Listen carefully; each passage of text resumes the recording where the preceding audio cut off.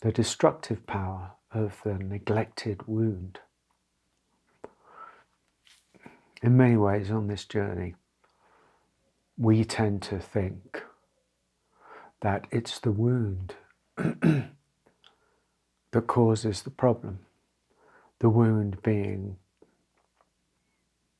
something, usually something,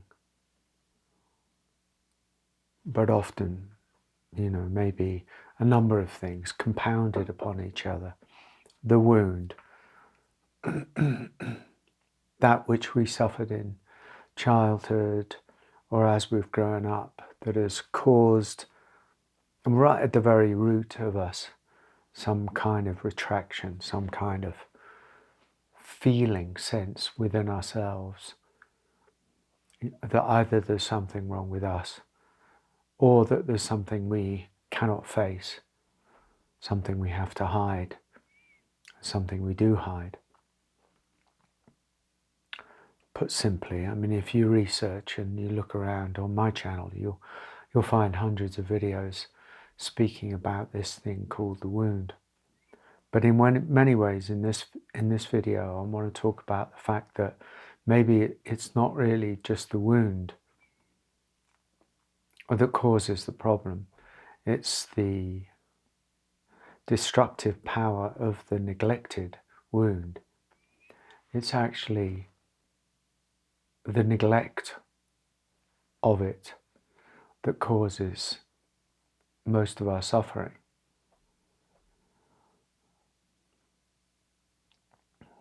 Which is something to really ponder on.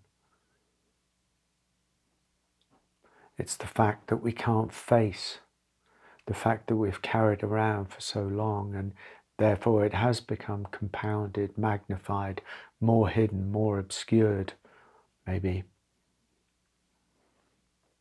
Even though somewhere in us we actually know what it is. But as the years go by and as the decades go by, it's more and more difficult because of the life that we build around the avoidance of the wound. In many ways, it becomes more difficult to face it.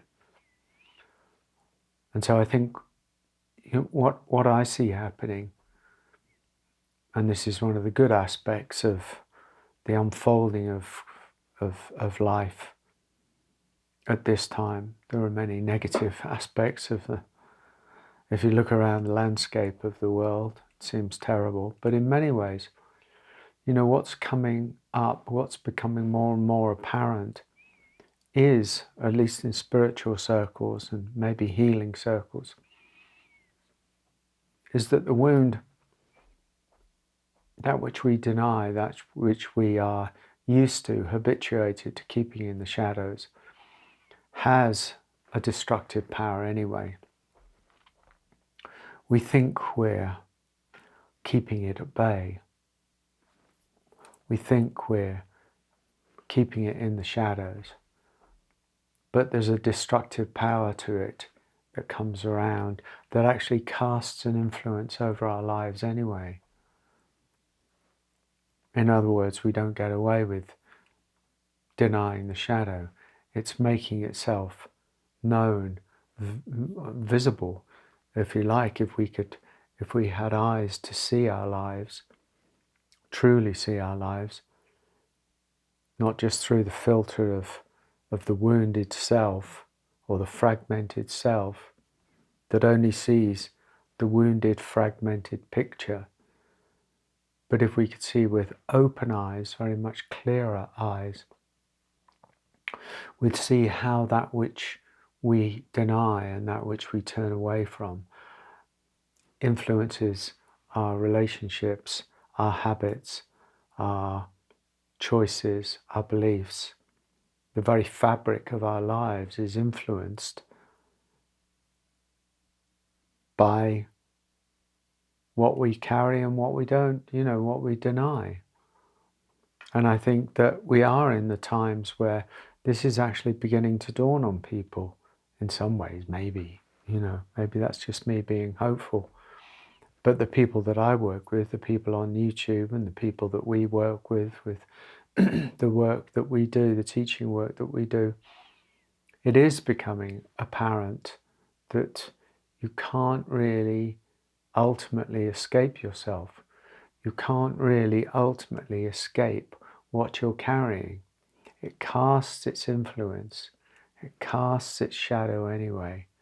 There it is, coming up in how you relate to another, whether you're being driven by the wound of needing love to complete you, the wound of feeling less than worthy, the wound of mistrust, the wound of betrayal, the wound of, whatever it is, abandonment, the wound of a deep sensitive vulnerability, the wound of not getting love without having to beg for it or barter for it or contort yourself in some sort of way for it.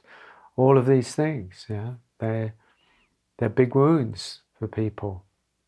They're core wounds for people, and they show up so that they show up predominantly in relationship, but also in the habits and addictions that we get involved in, whether that's a food addiction or, something like an alcohol or a drug or addictions is a broad word, a broad, isn't it, canvas of experiences and how we navigate in the world, trying to fill something, trying to fill the hole, trying to get the love, and all this, the hole in us invariably is the wound that we neglect. That's often the hole within us. And so we seek to fill it instead of meeting it. Why do we seek to fill the hole? Because we're frightened of it. Because the hole within us, well, let's call it a hole just for the sake of this conversation. We call it a hole, and it's a kind of emptiness within us, or a place where love should be.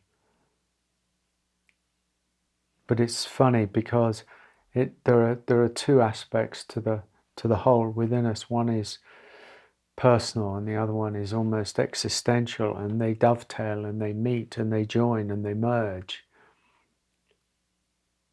And as long as we're keeping away from the personal wound, we can't really ever meet the existential wound. And if we can't meet the personal wound and we can't meet the existential wound, then we're never really going to know ourselves, and we're never going to be able to get rooted in a depth and a maturity and a wisdom.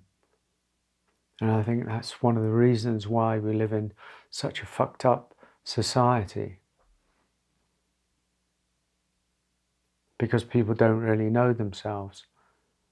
And because they haven't even been into their own personal wound. And if you don't go into your personal wound, and I'm not talking about really even therapy or healing it, but to become aware of it, to open bigger than it, to turn around and face it, is sort of necessary. And without doing that, we're constantly, in many ways, running away from it or ignoring it. So we live on the surface, we live with the mask, as do many, many, many people.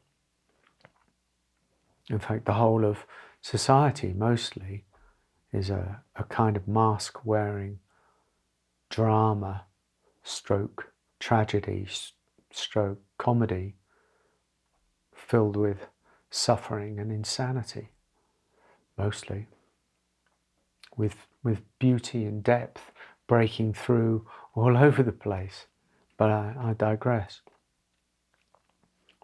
So you see what I'm saying? The destructive power of the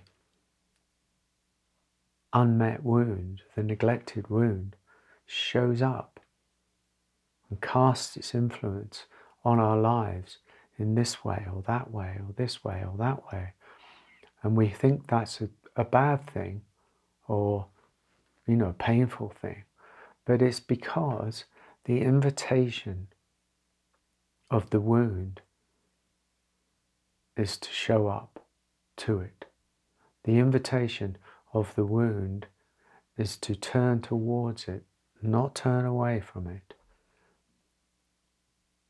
And that simple knowing, never mind the how, I'm not here to answer the how.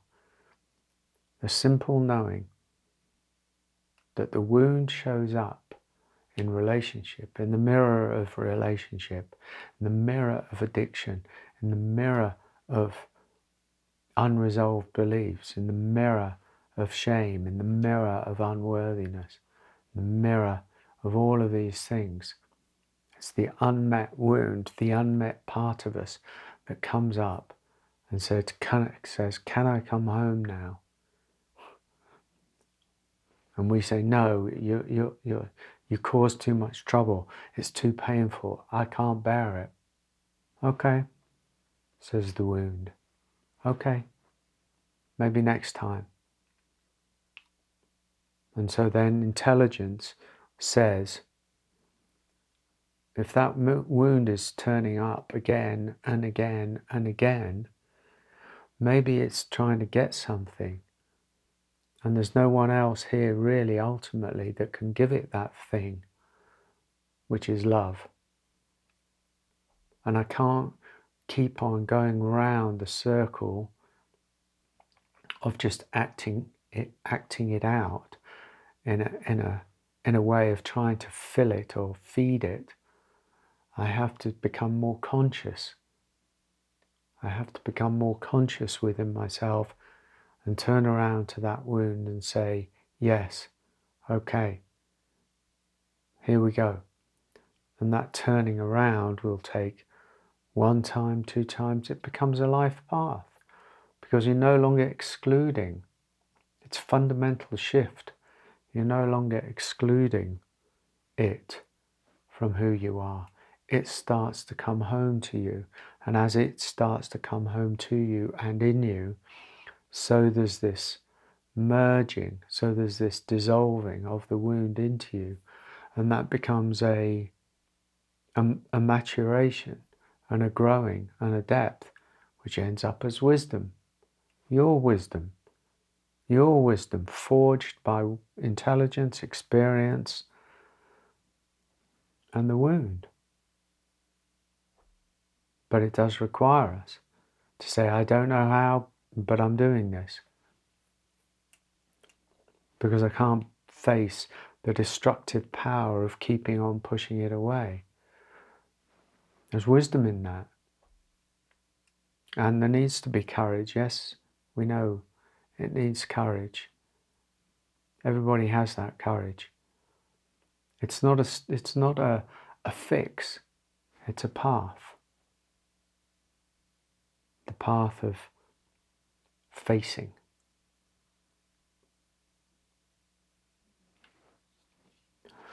Beautiful. Thank you so much for watching.